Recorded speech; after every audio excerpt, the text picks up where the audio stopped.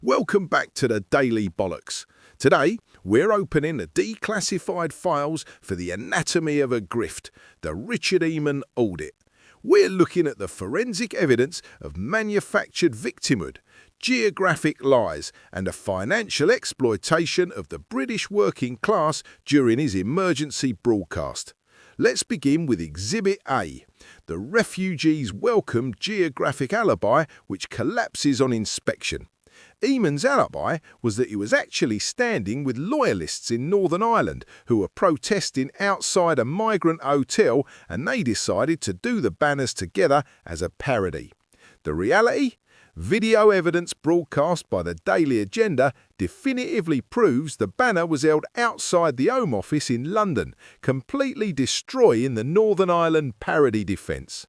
The physical distance between Inman's excuse and the forensic truth is over 400 miles. Inman manufactured the Northern Ireland parody story to cover up his past actions and protect his current hard-right financial grift.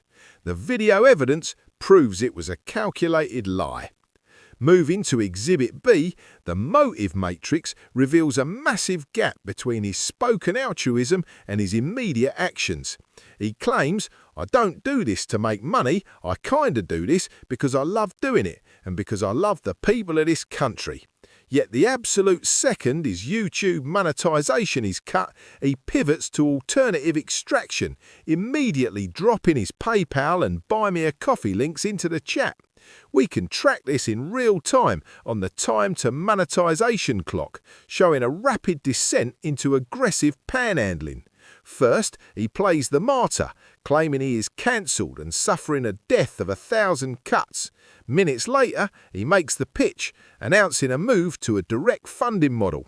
Finally, the broadcast turns into the collection as he aggressively pushes his Buy Me a Coffee and PayPal links. This is not a political broadcast, it is a rapid response fundraising operation triggered by the loss of Google ad revenue.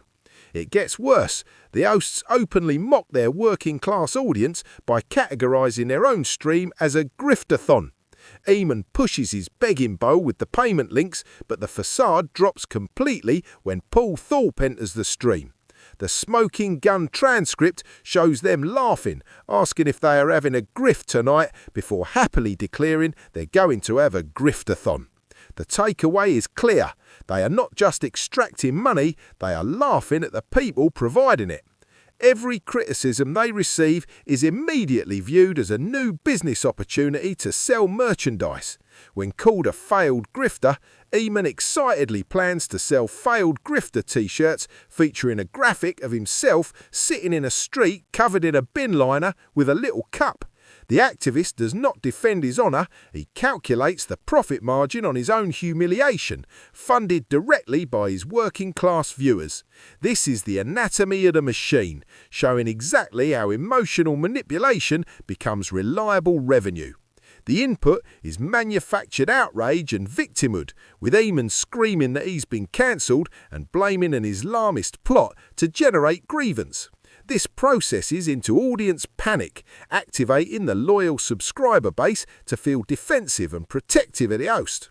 The final output is financial extraction, converting that loyalty into hard currency through PayPal links and a Grifterathon. The definitive verdict is in, and the illusion of the selfless patriot has been shattered. The lie? He lied about the London Home Office banner, fabricating a Northern Ireland parody story to cover his tracks. The greed? He openly mocks the working class people funding his lifestyle by laughing about hosting a Grifterathon.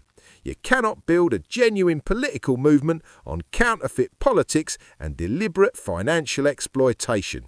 The receipts are in. Thanks for watching. Like, comment and subscribe, and see you next time.